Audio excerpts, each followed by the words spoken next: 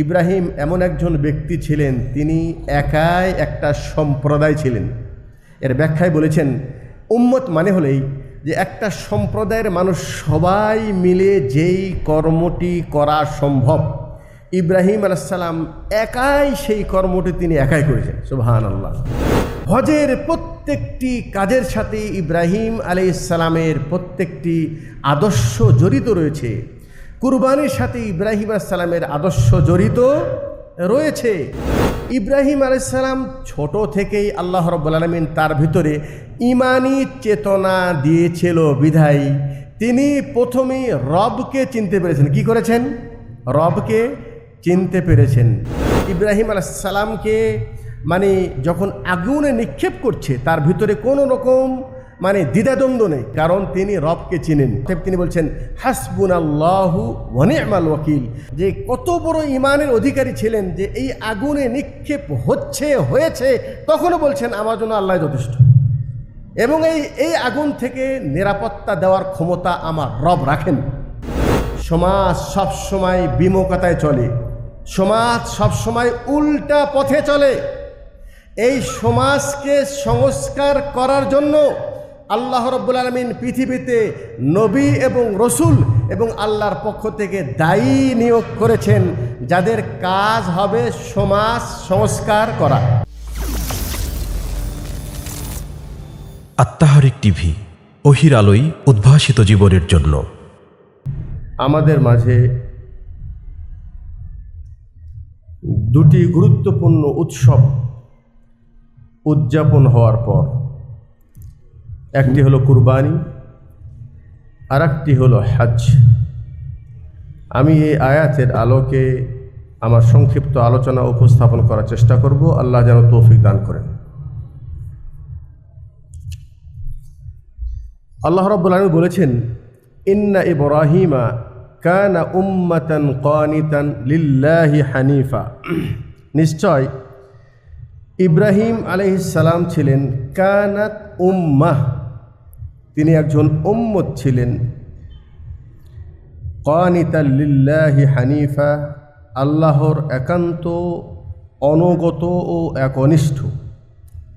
ওয়ালাম ইয়াকু মিনাল মুশরিকিন, তিনি মুশরিকদের অন্তর্ভুক্ত ছিলেন না।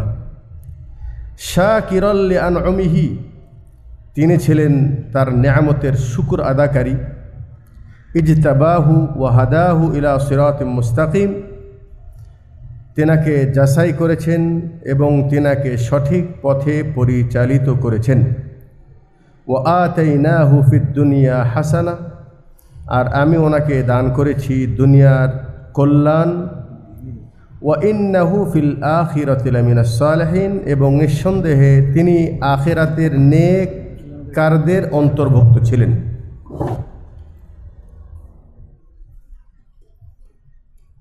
হজ এবং কুরবানির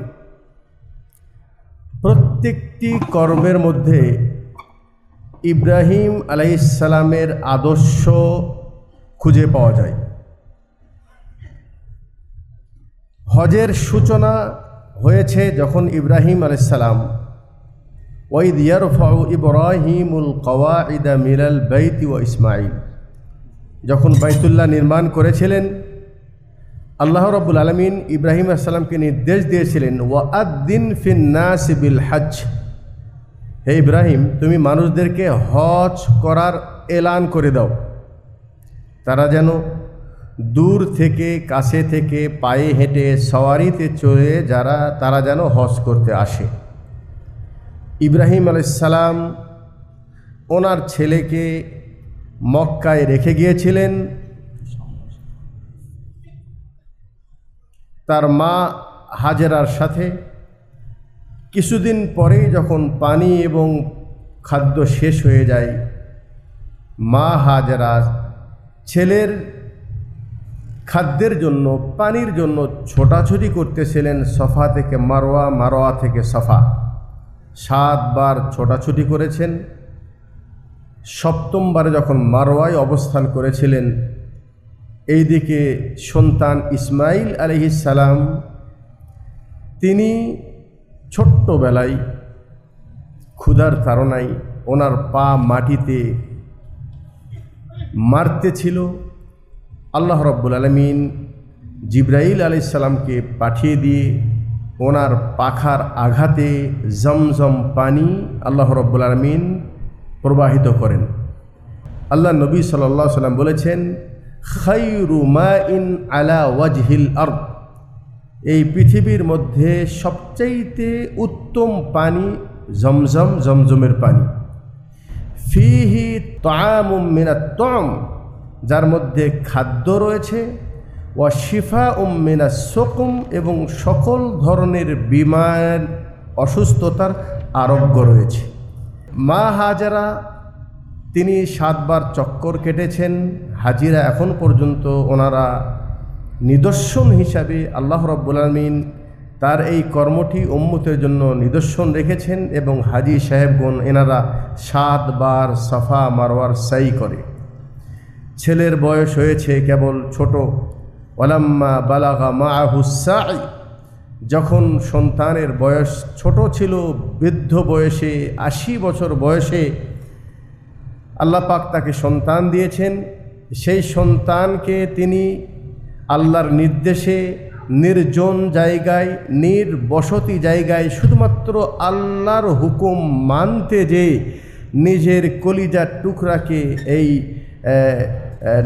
নিরবচ্ছন্ন জায়গায় তিনি রেখে চলে এসেছিলেন।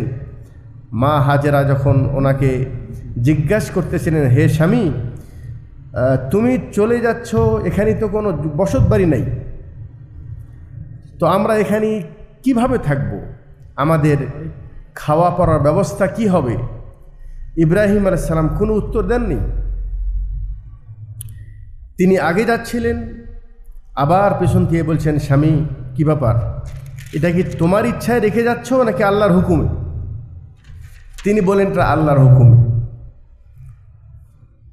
স্ত্রী নেককার, নেককার স্ত্রী, তিনি বলেছেন, যদি আল্লাহর হুকুমে হয় তাহলে আপনি চলে যান।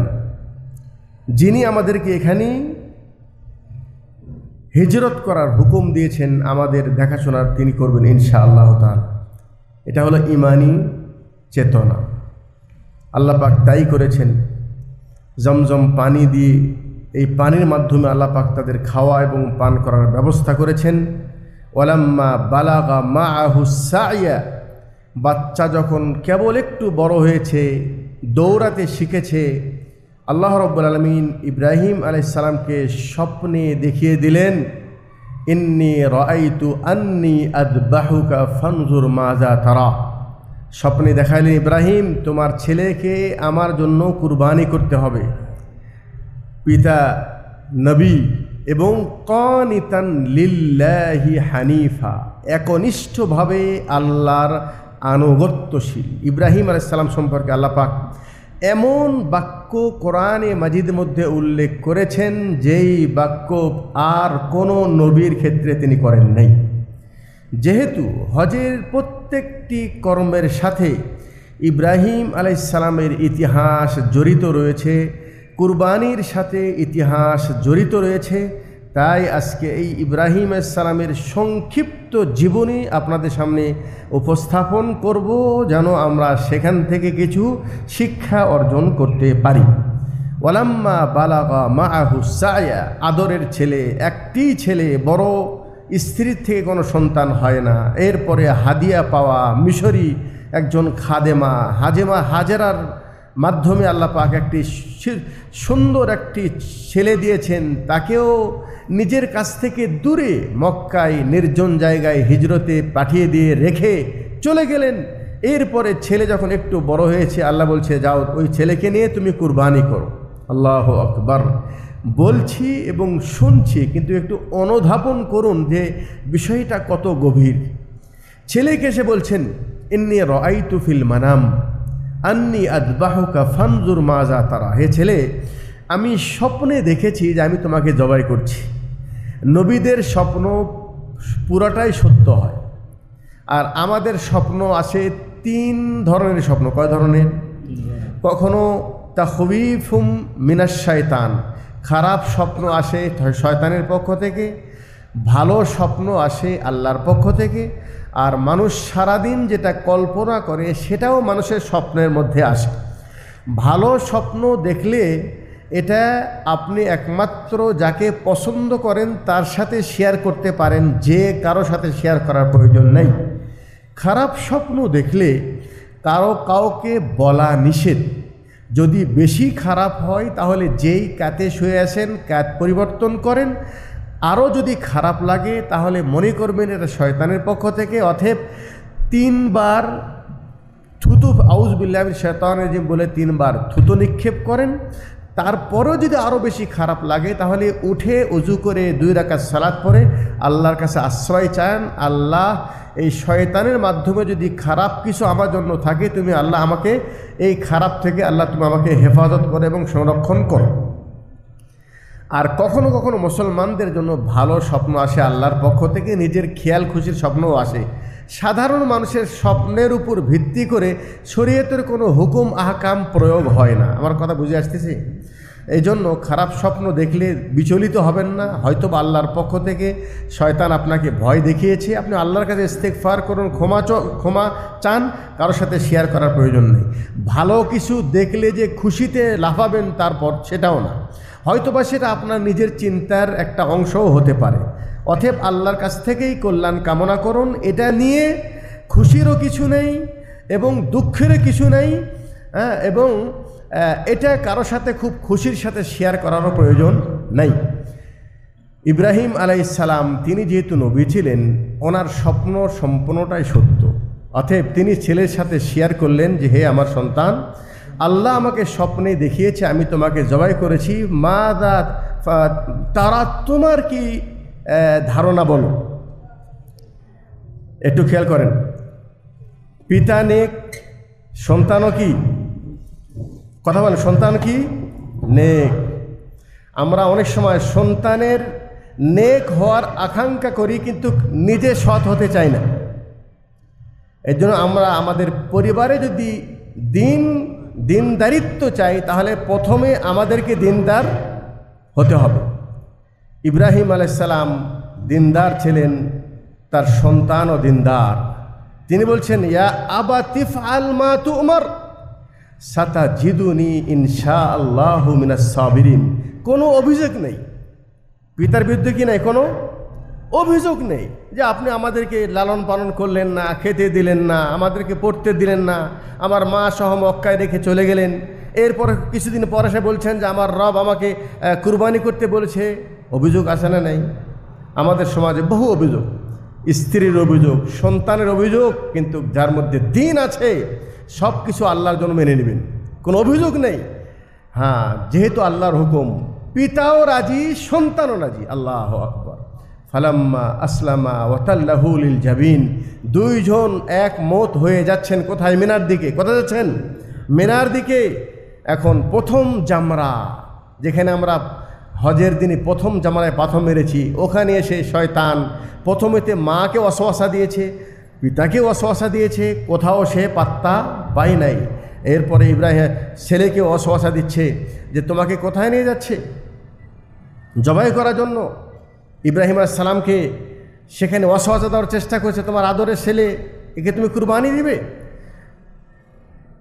ইব্রাহিম আলাইহিস সালাম শয়তানকে 7টা পাথর মেরেছিলেন। কয়টা পাথর মেরেছিলেন? 7টা পাথর মেরেছে। শয়তান ওখানেই পুঁতে গেছে মাটির নিচে। আবার একটু পরে আবার যে ডিস্টার্ব করার চেষ্টা করেছে, আবার 7টা পাথর মেরেছেন। আবার একটু আগে যে ওনাকে ওয়াসওয়াসা দিয়ে আল্লাহর হুকুম থেকে ফেরানোর চেষ্টা করেছে, তিনি আবার 7টা পাথর মেরেছেন। আল্লাহ রাব্বুল আলামিন ইব্রাহিম আলাইহিস সালামের এই আদর্শটাকে কিয়ামত পর্যন্ত টিকিয়ে রেখেছে। প্রত্যেক হাজিকে বলা হচ্ছে, তোমরা হজে গেলে তোমাদের জন্য ওয়াজিব সেই ইব্রাহিমের সুন্নতকে স্মরণ করে তোমরাও ওই 3 চামড়ায় পাথর মারো। এরপরে ছেলেকে কুরবানি করতে নিয়ে গেছেন। ফালাম্মা আসলামা ওয়াতাল্লাহু লিল জাবিন ওয়ানাদাইনাহু আইয়া ইব্রাহিম কদ সাদ্দাকাতা রুইয়া। ছেলে এবং বাপ 2 জনই একমত। ছেলে শুয়ে পড়েছে, পিতা গলায় ছুরি চালাতে গিয়েছে। আল্লাহ রাব্বুল আলামিন উপর থেকে আওয়াজ দিয়েছেন, ওয়ানাদাইনাহু আইয়া ইব্রাহিম, ইব্রাহিম আমি তোমাকে পরীক্ষা করেছি মাত্র, আমি তোমার সন্তানের কুরবানি চাই নাই। অতএব তোমার সন্তানকে জবাই করার প্রয়োজন নেই। ওয়াফাদাইনাহু বিযিবহিন আযীম, আল্লাহ রাব্বুল আলামিন জান্নাত থেকে একটি দুম্বা, একটি ছাগল পাঠিয়ে দিয়েছে যে ইব্রাহিমকে জবাই না করে এই পশুকে তুমি কি করো, জবাই করো। ইব্রাহিম আলাইহিস সালাম সেই দিন কুরবানি দিয়েছিলেন। আজকে আমরা সেই কুরবানি এখন পর্যন্ত দিচ্ছি। কি আমার সাথে আছেন আপনারা? হজের প্রত্যেকটি কাজের সাথে ইব্রাহিম আলাইহিস সালামের প্রত্যেকটি আদর্শ জড়িত রয়েছে। কুরবানির সাথে ইব্রাহিম আলাইহিস সালামের আদর্শ জড়িত রয়েছে। কিন্তু আমরা এখন যেটা অনুভব করছি সেটা হলো এই, আমরা কুরবানি করছি, হজ করছি, শুধুমাত্র আনুষ্ঠানিকতা আমরা এটা করছি, কিন্তু আসলে বাস্তবে এই কর্মগুলি আমরা কেন করছি, ইতিহাস কোথায় থেকে পেলাম, এর পিছনে কি আদর্শ লুকায়িত আছে, এটা নিয়ে না কোনো হাজী সাহেব চিন্তা করছে, না কোনো কুরবানি দাতা চিন্তা করছে। আমি হজে যে এবং কুরবানি প্রসঙ্গ আমরা যা কিছু সচক্ষে দেখতে পেলাম সেটা হলো এই যে কুরবানি এটা একটা ইবাদত। এটা একটা কি ইবাদত, এমন একটি গুরুত্বপূর্ণ ইবাদত যে ইসলামের আল্লাহর নৈকট্য লাভ অর্জনের পুরাতন থেকে পুরাতন যেই মাধ্যম আল্লাহকে পাওয়ার অন্যতম একটি মাধ্যম সেটা কিন্তু কুরবানি। আদম আলাইহিস সালাম কিন্তু তার ছেলে কাবিল এবং হাবিল ওনারা কি কুরবানি দেন নাই? সেখান থেকেই কুরবানির ইতিহাস চলে আসছে। কুরবানি এটি একটি ইবাদত। এই ইবাদতের মাধ্যমে বান্দা আল্লাহর সন্তুষ্টি অর্জন করাটাই হলো মূল লক্ষ্য। কিন্তু সেই কুরবানিটা এখন হয়ে গেছে কি, খামারিদের জন্য এটা একটা ব্যবসার উৎসব। আগে থেকে তারা প্রস্তুতি নেই, ওষুধ খাওয়ায় মানে এদের তাদেরকে মোটা তাজা করার যত রকম পরিকল্পনা আছে সব কিছু কেন করে? দিনের জন্য নাকি দুনিয়ার জন্য? দুনিয়া কেন্দ্রিক হয়ে গেছে। আমরা যারা কুরবানি দিচ্ছি আমাদের লক্ষ্য উদ্দেশ্য কি? এটা কি আল্লাহ পাকের সন্তুষ্টি অর্জন? তাহলে আপনি এই বাজারের সবচেয়ে বড় গরু কিনা, সবচেয়ে বড় ছাগল, একটা ছাগল যদি 1 কোটি 1.5 কোটি টাকা দাম হয়, তাহলে সেই ছাগল দিয়ে উনি কি কুরবানি দিতে চান, নাকি এটা শুধু সমাজের সামনে উনি নিজের নাম প্রকাশ করতে চান? এটাই হয়ে গেছে বর্তমান কুরবানি। আমরা যারা কুরবানি দিচ্ছি, কুরবানি দেওয়ার উদ্দেশ্য গোশত খাওয়া, কুরবানি দেওয়ার উদ্দেশ্য মানুষকে দেখানো, সামাজিকভাবে নিজেকে একটু প্রতিষ্ঠিত করা। মানুষ কুরবানি না দিলে কি হবে এটা শুধু বোঝানো, বাস। আসলে কুরবানি থেকে শিক্ষা নেওয়ার মতো মন মানসিকতা আমাদের নেই। হজ যারা করতে যাচ্ছি, আপনি বিশ্বাস করুন, হজের আনুষ্ঠানিকতা দেখে যারা হজে জানলে তারা আফসোস করেন, তাই নাকি? যে কত সুন্দর আল্লাহ, হাজী সাহেবরা মিনাই যে মাশাআল্লাহ কত কষ্ট করতেছে, পাথর মারতেছে, হ্যাঁ, মুজদালিফা রাত্রি যাপন করছে, আর পায় যে আল্লাহর কাছে দোয়া করছে। কি সবার মনে চায় না হজে যেতে? আর যারা হজে আসছেন ওনারাও তো কষ্ট করছেন না? কিন্তু বাস্তবতা যেটা, সেটা হলে আমি যেটা উপলব্ধি করতে পারলাম হজে যেটা দেখতে পেলাম, সেটা হলেই অধিকাংশ হাজী সাহেব ওনারা হজ করতে আসছেন, শুধু হজ করতে আসছেন মাত্র, বাস। কিন্তু এই হজটা কিভাবে করতে হবে, কেন করতে হবে, কেন আপনি হজ করতে আসেন, এ বিষয়ে সঠিক সচেতনতা তাদের মধ্যে নেই। টাকা আছে, হজ করতে গেলাম, জিজ্ঞাসা করলাম, ভাই আপনারা কোন হজ করবেন? হজ্জে ইফরাদ নাকি হজ্জে কেরান নাকি হজ্জে তামাত্তু? কিছুই জানে না, কিছুই জানে না। কি জন্য আসছেন? বড় হজ করতে আসছি। কেন আসছি? বড় হজ করতে আসছি। তো বড় হজের তো বিধান আছে, কেরান করলে একটা বিধান, তামাত্তু করলে একটা বিধান, ইফরাদ করলে একটা বিধান, কিছুই জানে না। মিনাই থাকার নিয়ম কি, তাওয়াফের নিয়ম কি, সাই কখন করতে হবে, কার জন্য কতটা সাই, পাথর কিভাবে মারবেন, আরাফায় কি অবস্থান করবেন, এ বিষয়ে কারো কোনো সচেতনতা নেই। কথা বুঝতে পারছেন তো?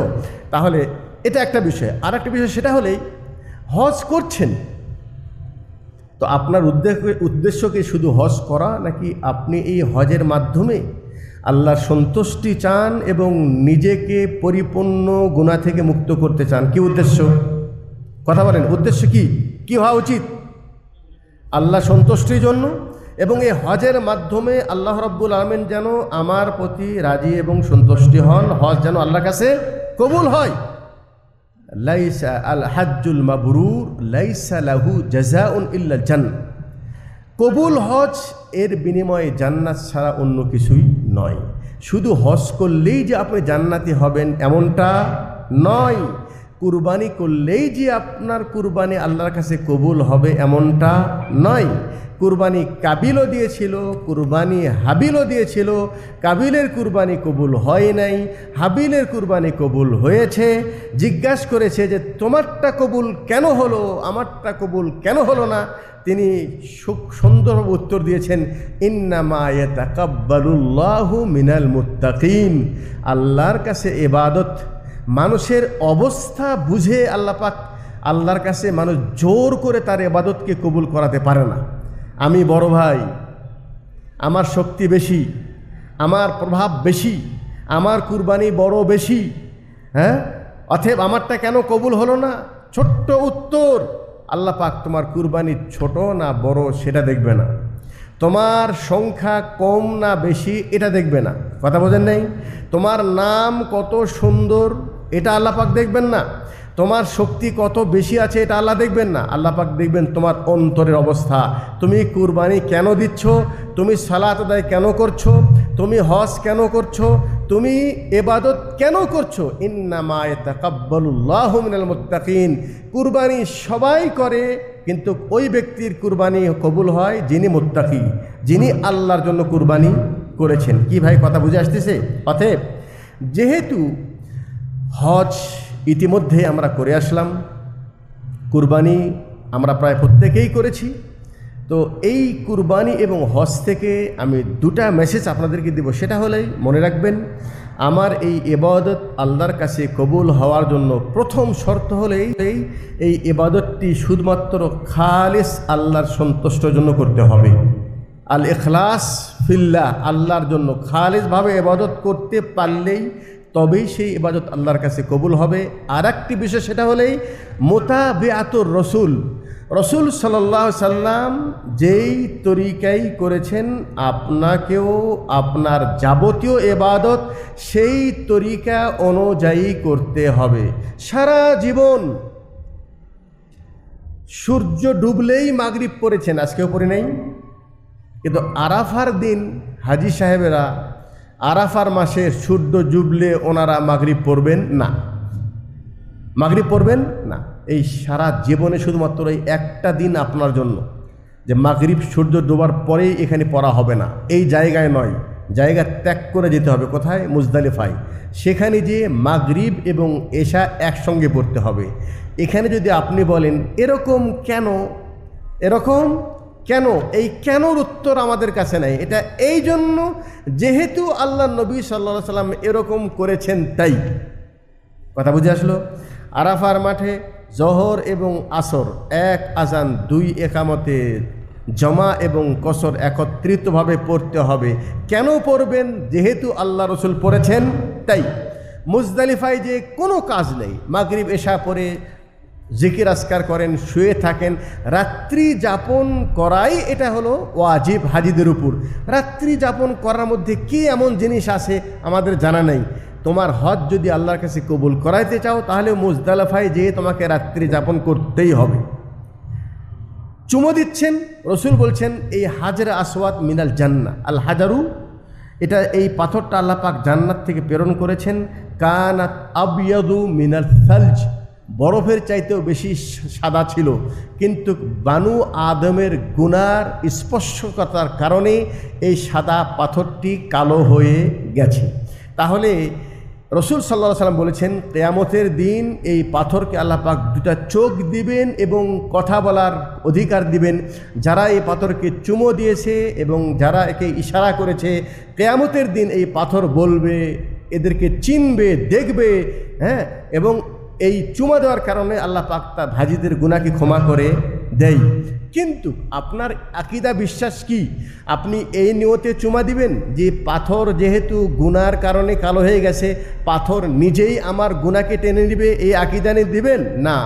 ওমর রাদিয়াল্লাহু তাআলা আনহু পাথর চুমা দেওয়ার পূর্বে তিনি বলছেন, ইন্নী আ'লামু আন্নাকা হাজারুন লা তানফাউ ওয়া লা তাদর, আমি জানি তুমি একটা পাথর মাত্র, তুমি না কারো উপকার করতে পারবে, না কারো ক্ষতি করতে পারবে। লাউলা আন্নি রাআইতু রাসূলুল্লাহ সাল্লাল্লাহু আলাইহি ওয়াসাল্লাম ইউকাব্বিলুকা মা কাব্বালতুকা, আমি চুমো দিচ্ছি এই জন্য যেহেতু রাসূল সাল্লাল্লাহু আলাইহি ওয়াসাল্লাম যখনই তওয়াফ করেছেন পাথরকে চুমো দিয়েছেন, পাথরকে চুমো দিয়েছেন। এই সব কিছু তো আপনি কি বুঝলেন? এই সব কিছুতে আপনাকে একটা জিনিস শিক্ষা নিতে হবে, সেটা হলেই আপনি দ্বীনের বিষয়ে যেই কর্মটি করবেন এই কর্মটি শুধুমাত্র লাকাদ কানা লাকুম ফি রাসূলিল্লাহি উসওয়াতুন হাসানা। আল্লাহ রাব্বুল আলামিন আমাদের জন্য একজন জাতে মুবারক নবী মুহাম্মদুর রাসূলুল্লাহ সাল্লাল্লাহু আলাইহি ওয়াসাল্লাম, ওনাকেই আদর্শ হিসাবে আল্লাহ পাক আমাদের মাঝে প্রেরণ করেছেন। আমরা যদি আমাদের ইবাদত আল্লাহর কাছে কবুল করাইতে চাই তাহলে অবশ্যই সেই ইবাদতটি রসুলের তরিকা অনুযায়ী হতে হবে। এতটুকু বুঝেছেন? আচ্ছা, এখন বলেন, যতজন কুরবানি দিচ্ছে, যতজন হাজী সাহেব হজ করতে গিয়েছেন, এনারা হজের পূর্বে কি হজের তালিম তারা নিয়েছে? অধিকাংশ 99% হাজি। আমার সামনে আমার ছাত্র আছে, বলে শেখ আমরা দেখলাম হাজিরা শুধু খাচ্ছে আর ঘুমাচ্ছে। কেন আসলো হজ করতে? টাকা আছে তাই। আল্লাহ পাক তাকে যে জীবনে কত বড় একটা মুহূর্ত দান করেছে, এখান থেকে আমার যে কত বড় একটা সুযোগ, নিজেকে জান্নাতি বানানোর একটা মূল্যবান সুযোগ, এই বিষয়ে তার কোনো অনুভূতিই নেই। কিন্তু মাশাআল্লাহ তিনি তো অনেক খুশি যে আমি হজ করেছি। আমি কি হজ করেছি? সম্মানিত দিনী ভাই, আমি হজের আলোচনা করার উদ্দেশ্য নয়, উদ্দেশ্যটা হলেই এখান থেকে আমরা কি শিক্ষা পেলাম। আমি বলেছি হজ এবং কুরবানির প্রত্যেকটি কাজের মধ্যে ইব্রাহিম আলাইহিস সালামের ইতিহাস জড়িত রয়েছে। আসুন ইব্রাহিম আলাইহিস সালাম কে, এটা আমাদের পরিচয় নিতে হবে। আল্লাহ রাব্বুল আলামিন এই পরিচয় নিজেই দিয়েছেন, ইন্না ইব্রাহিম কানা উম্মাত। ইব্রাহিম এমন একজন ব্যক্তি ছিলেন, তিনি একাই একটা সম্প্রদায় ছিলেন। এর ব্যাখ্যায় বলেছেন উম্মত মানে হলেই যে একটা সম্প্রদায়ের মানুষ সবাই মিলে যেই কর্মটি করা সম্ভব, ইব্রাহিম আলাইহিস সালাম একাই সেই কর্মটি তিনি একাই করেছেন। সুবহানাল্লাহ। আর একটি অর্থ হলেই উম্মত মানে হলো অনুসরণীয়।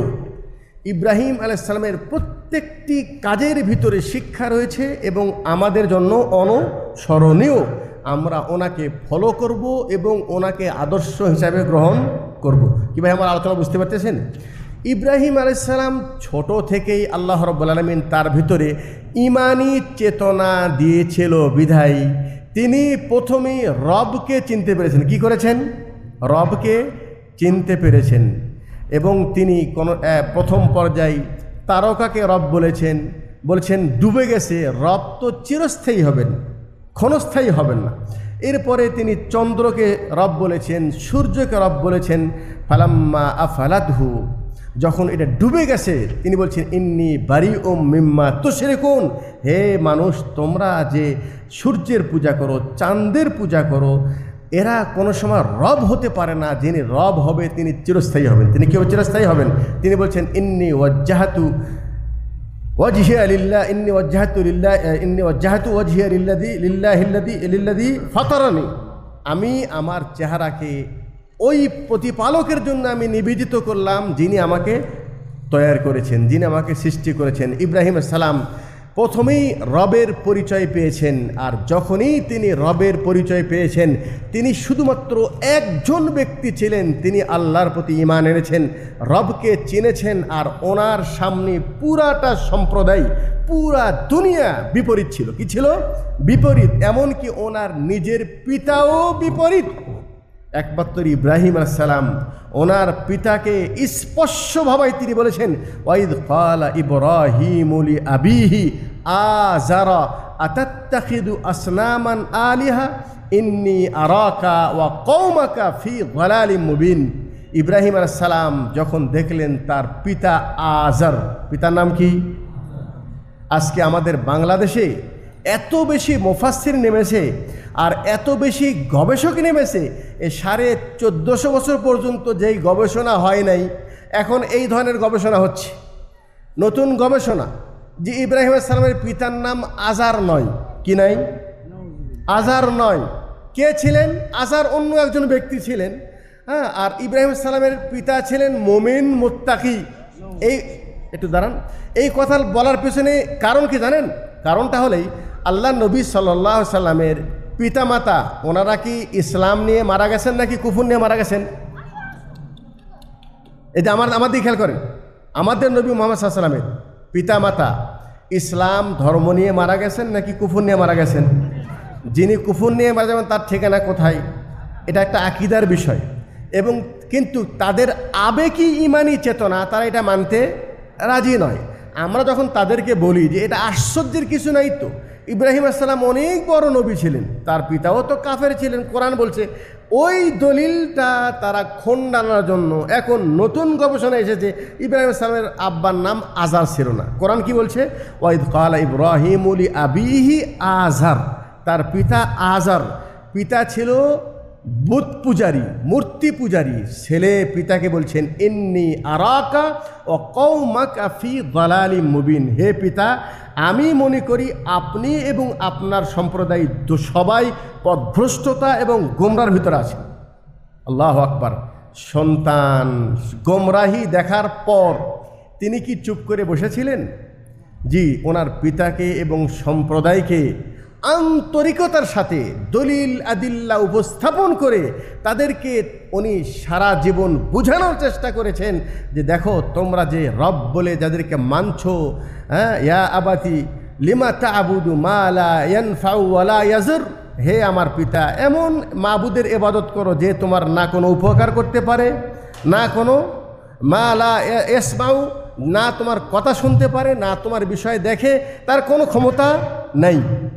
উনি কি বুঝাতে সক্ষম হয়েছেন? কথা বলেন।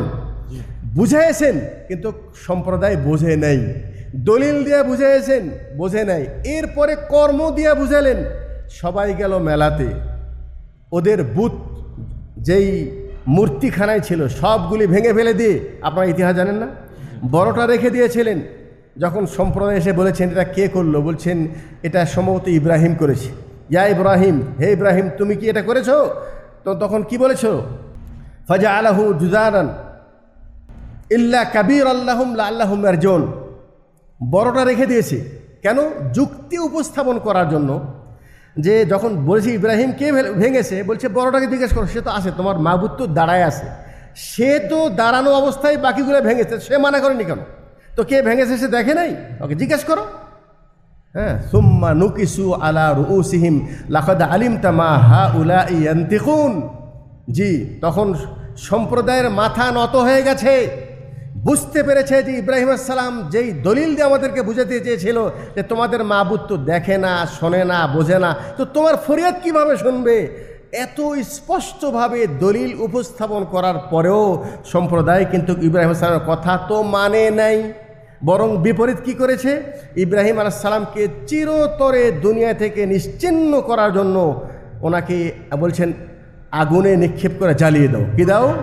জ্বালিয়ে দাও। ইব্রাহিম আলাইহিস সালামকে আগুনে নিক্ষেপ করা হয়েছে। তাফসীরে বলেছেন ইব্রাহিম আলাইহিস সালামকে মানে যখন আগুনে নিক্ষেপ করছে তার ভিতরে কোনো রকম মানে দ্বিধাদ্বন্দ্ব নেই। কি নাই? দ্বিধাদ্বন্দ্ব নেই, কারণ তিনি রবকে চিনেন। রবকে কি চিনেন? এই পৃথিবীর হায়াত মৃত্যুর মালিককে, ইজ্জতের মালিককে, আল্লাহ সুবহানাহু ওয়া তাআলা। অতএব তিনি বলছেন হাসবুনাল্লাহু ওয়া নি'মাল ওয়াকিল। আমারকে এই আগুন থেকে, আগুনের কাজই তো আগুন মানুষকে পুড়িয়ে দেবে না? কিন্তু এই জ্বলন্ত আগুনে নিক্ষেপ করার পরেও আপনি এই ইমানের চেতনাটা কিভাবে আপনি এটাকে মূল্যায়ন করবেন যে কত বড় ইমানের অধিকারী ছিলেন যে এই আগুনে নিক্ষেপ হয়েছে তখনও বলছেন আমার জন্য আল্লাহ যথেষ্ট, এবং এই আগুন থেকে নিরাপত্তা দেওয়ার ক্ষমতা আমার রব রাখেন।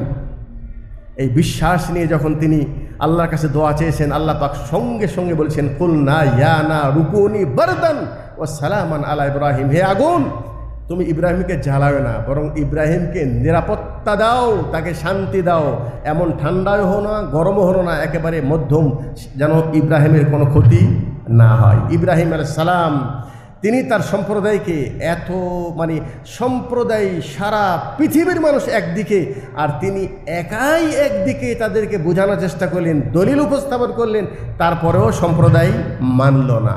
সম্প্রদায় কি করছে? ওনার উপর বারবার নির্যাতন করছে।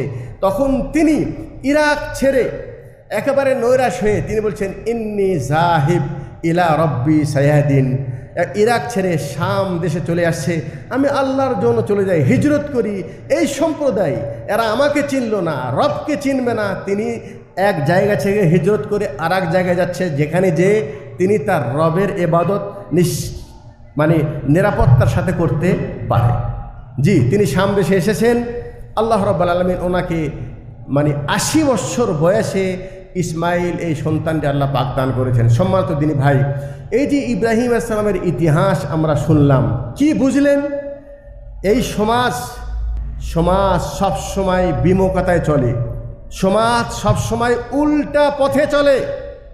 এই সমাজকে সংস্কার করার জন্য আল্লাহ রাব্বুল আলামিন পৃথিবীতে নবী এবং রসুল এবং আল্লাহর পক্ষ থেকে দায়ী নিয়োগ করেছেন, যাদের কাজ হবে সমাজ সংস্কার করা। কি কাজ হবে? কথা বলেন, কি কাজ হবে?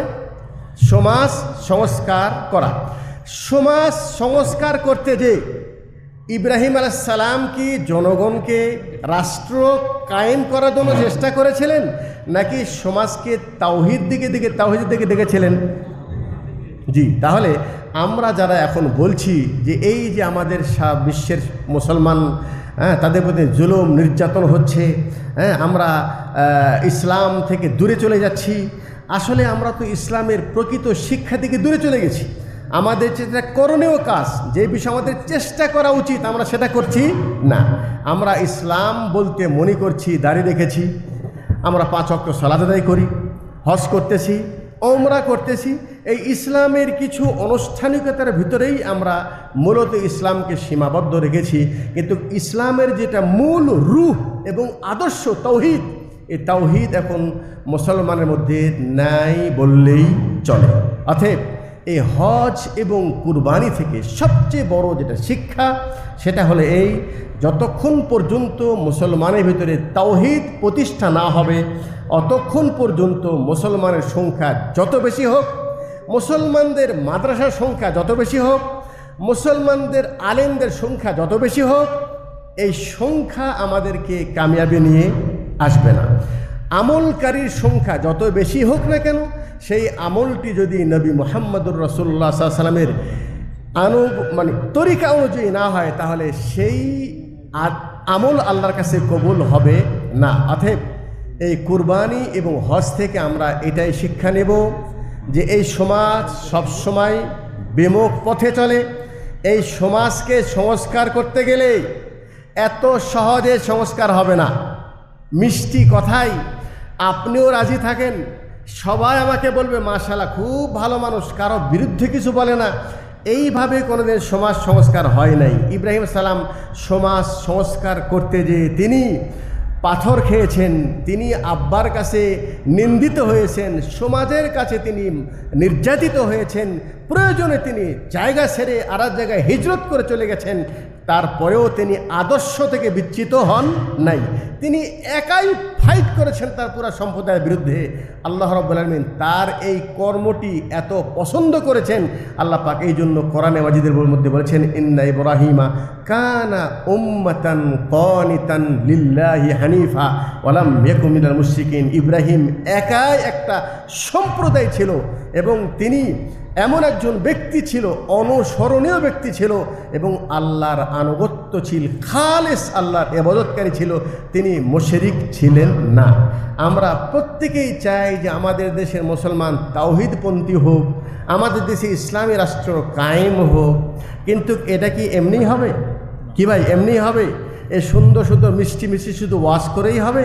জি না, এদের তাওহীদপন্থী প্রথম যেটা আমাদের দাওয়া, সেটা হলে যতক্ষণ পর্যন্ত ওই সম্প্রদায়ের ভিতরে তাওহীদ না আসবে, অতক্ষণ পর্যন্ত এই ওমরা, হজ আর ইবাদত, এই আনুষ্ঠানিকতা দিয়ে কখনোই আল্লাহর সাহায্য এই জমিনে প্রতিষ্ঠিত হবে না, আল্লাহর দ্বীন কায়েম হবে না। ঠিক আছে? যেই ডাক্তার রুগীকে কষ্ট না দেওয়ার জন্য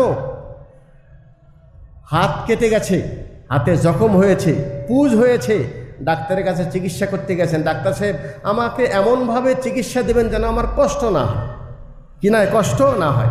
ডাক্তার সাহেব মনে করছে রুগীকে কষ্ট না দিয়ে ওই পুজ এবং ঘা সহ যদি তাকে বান্ডিজ করে দেয়, তাহলে ওই হাত রুগীও খুশি ডাক্তারও তার কাছে খারাপ হলো না, কিন্তু পরবর্তীতে হাত কিন্তু কেটে ফেলে দিতে হবে।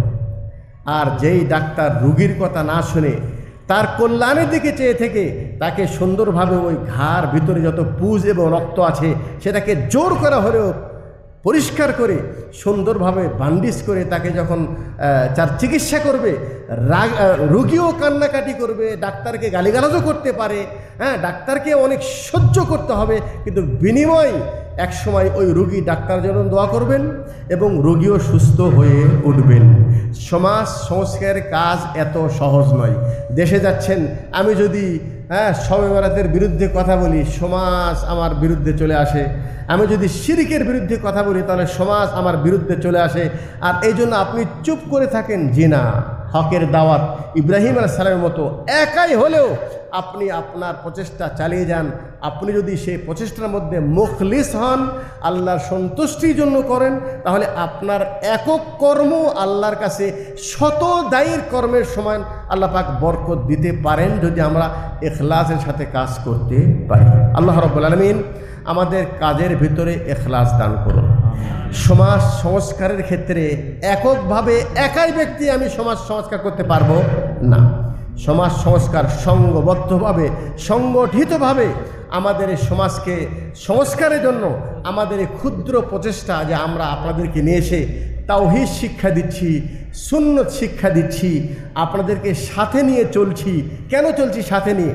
যেন আপনার আকীদার মধ্যে বিঘ্নতা ঘটে গেলে ধরে দিচ্ছি, এই তোমার এই কথাটি আকীদার বিপরীত কথা, তোমার এই কর্মটি সুন্নত পরিপন্থী কথা, তোমার মানহাজ, আপনার মধ্যে এমন গবেষণা নেই, এমন এলেম নেই যে আপনি এই মানহাজের মতো সূক্ষ্ম বিষয় আপনি বুঝতে পারবেন, এবং যখন মানহাজের কোনো ত্রুটি আসবে আপনি নিজেকে সঠিক রাখতে পারবেন, এত গভীর জ্ঞান আপনার মধ্যে নেই। যার কারণে আপনি দেখবেন আজকাল এমন একটা ফিতনার সময় যে আমাদের ভিতরে তো গবেষণার অভাব নেই। এখন নতুন নতুন আহলে হাদিসের মধ্যে কত গবেষক আসতেছে। এক নতুন গবেষক মাশাআল্লাহ আহলে হাদিসের বড় বক্তা, উনি বলছেন তাকবীর, যেটা ঈদাইনের তাকবীর, এটা কোনো অস্তিত্ব নাই, হাদিস জয়ীফ, আল্লাহ রাসূল কোনদিন করেন নাই, এটা যারা করবে এটা সব বাতিল। এতদিন 1450 বছর পর্যন্ত যে আমলটা চলে আসতেছে এবং উম্মত যে আমলটা করে আসতেছেন তাকবীর, উনি এটাকে এক বাক্যে সব বাতিল ঘোষণা করে দিলেন। এরকম নতুন নতুন গবেষক আমাদের সামনে বহু আসতেছে। কালকে যাদেরকে আমরা আহলে হাদিসের মানহাজের আলেম মনে করতেছিলাম, আজকে উনি আবার গণক হয়ে গেছে। গণক হয়ে আমাদেরকে কিয়ামত খুব সন্নিকটে আমাদেরকে দেখাচ্ছে। তো ভাই, এই যে আকীদা, মানহাজে এবং আমলে আপনি যেন লাইনচ্যুত না হয়ে যান, এজন্য আমরা আপনাদেরকে সাথে নিয়ে একেবারে সংঘবদ্ধভাবে সবসময় আপনাদের কাছে থেকে আপনাদেরকে সঠিক পথে রাখার আমরা চেষ্টা করছি। এটার নামেই মূলত সংগঠন। এটার নামে কি? মূলত সংগঠন। এটা নতুন কিছু নয়। আল্লাহ রাব্বুল আলামিন আমাদেরকে যেন দ্বীনের সঠিক বুঝ দান করেন, আকীদার মধ্যে যেন আমাদের মধ্যে কোনো রকম ত্রুটি না আসে, তাওহীদের উপর যেন অবিচল থাকতে পারি, আমলে সালেহ এবং সঠিক মানহাজের উপর অবিচল থেকে এই দুনিয়া থেকে যেন আমরা বিদায় নিতে পারি। আল্লাহ রাব্বুল আলামিনের কাছে এই দোয়া চেয়ে আজকের সংক্ষিপ্ত আলোচনা এখানেই শেষ করছি। ওয়া আখিরু দাওয়ানা আলহামদুলিল্লাহি রাব্বিল আলামিন। আসসালামু আলাইকুম ওয়া রাহমাতুল্লাহি ওয়া বারাকাতুহু।